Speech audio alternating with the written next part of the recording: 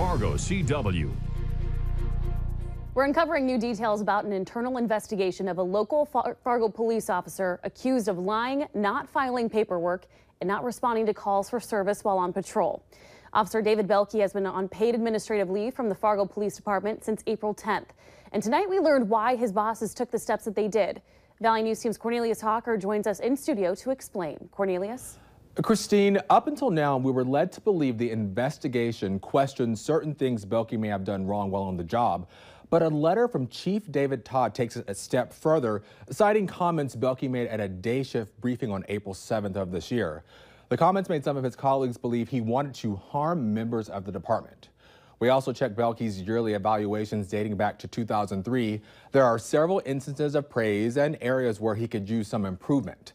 Belke's attorney, Mark Freeze, says these accusations are, quote, trumped up allegations against the 15-year veteran who served at the Dakota Access Pipeline protest as president of the Fraternal Order of Police and who also received a life-saving award. Christine? All right, thank you, Cornelius. Now you can view all these documents released today by going to valleynewslive.com and clicking on this story. Coming up after weather, take a look at this. A car went through a Walmart in Grand Forks. So what exactly led up to this crash? Plus, one of the largest fireworks shows in the world is coming back to the valley. How neighbors are reacting to the loud booms in just a few moments. But first, Justin, it's been pretty quiet for us tonight in the valley. Any chance we're going to see some rain? We're actually going to see some rain as we go through Saturday and for the day on Sunday. Some much needed rain. Here's a look at our Valley News Live Storm Team Skycam Network shot in Fargo.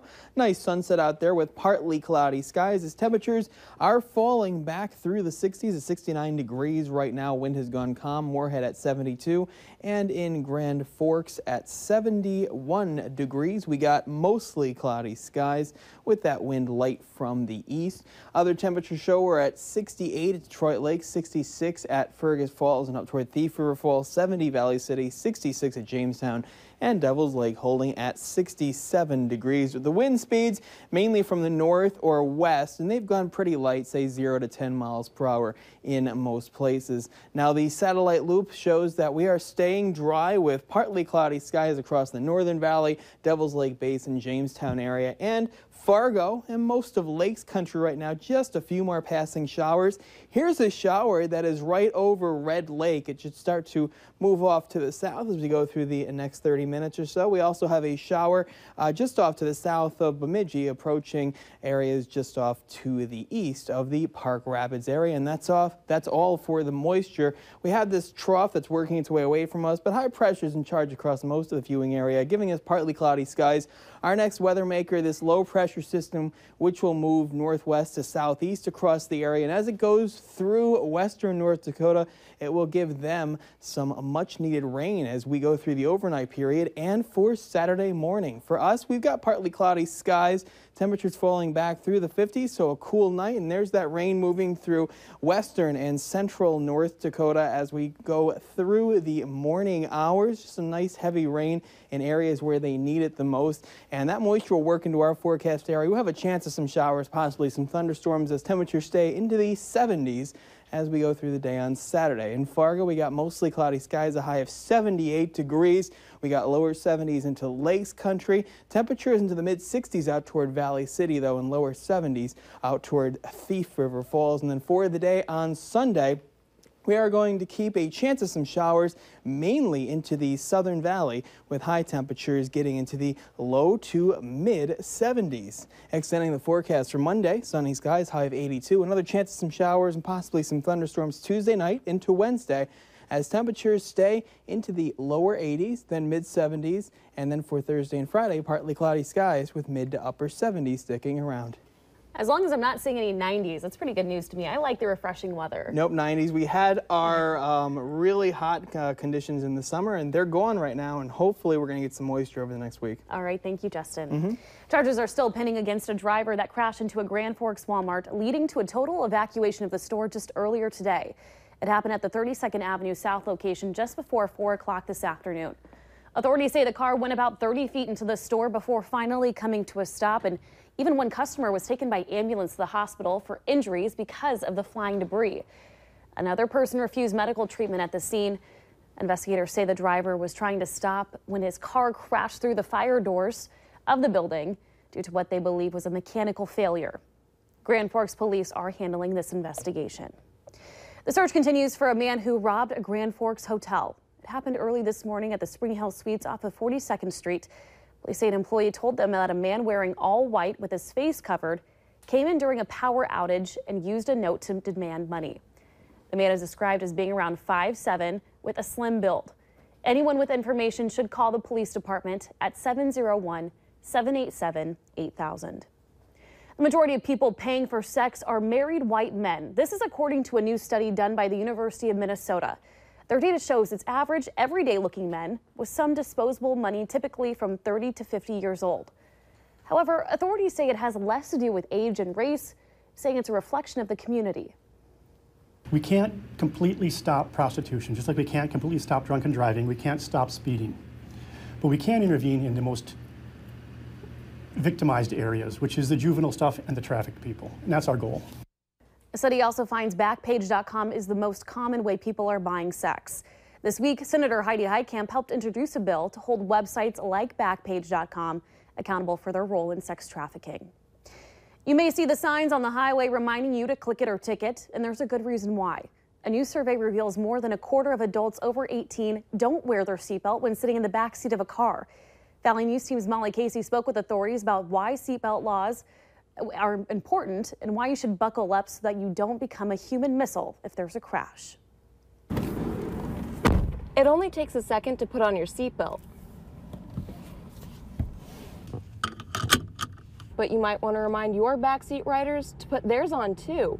You never know when a crash might happen. Each year, the North Dakota Highway Patrol responds to nearly 150 fatal crashes, and Captain Brian Ewan says many of them have one trait in common.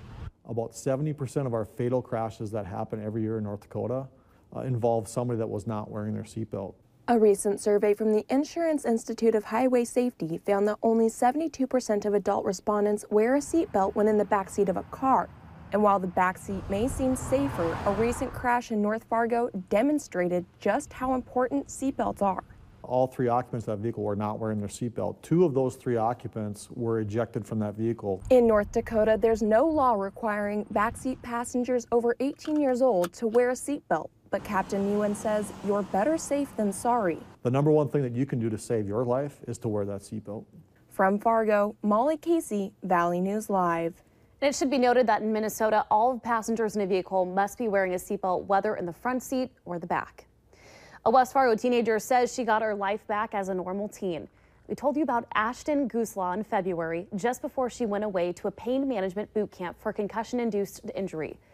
For 3 years, she suffered from an autonomic dysfunction, which caused her to miss school and take heavy medication. But now Ashton is driving, working, and will return to full school days in just a few weeks.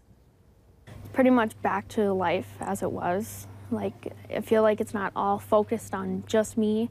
Now it's like on the whole family, which I'm happy about. Gooslaw says she wants other teens to learn from her experience with concussions and says to trust their gut.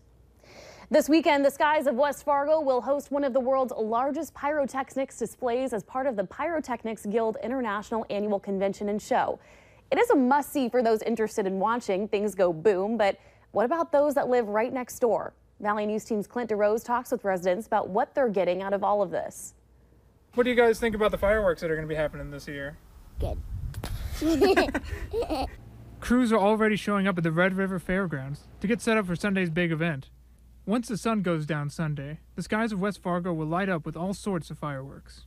A spectacle that residents we talk to are more than happy to experience. We're looking forward to it this year. We're inviting family and friends over Sunday to watch the fireworks from our driveway over here. We usually have a good view. The designs that they can make when they make stars and hearts and stuff, you're wondering how do they do that, but that's what they're all about. Any fireworks display is a loud affair, but this one in particular is guaranteed to put most of those events to shame in that category.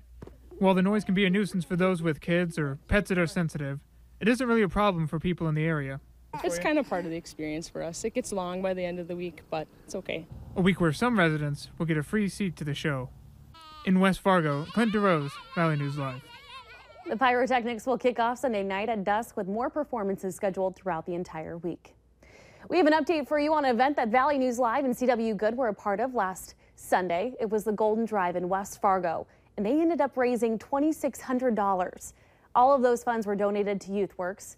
Anyone who chose to donate gave canned good items or new unopened baby supplies to the drive. The event in itself raised awareness for kids experiencing homelessness in our community. Robert Hahn, Andrea Larson, and myself were there as You Made a Difference. And by the way, CW Good is an initiative in the community that supports positive changes and reaches out to those in need.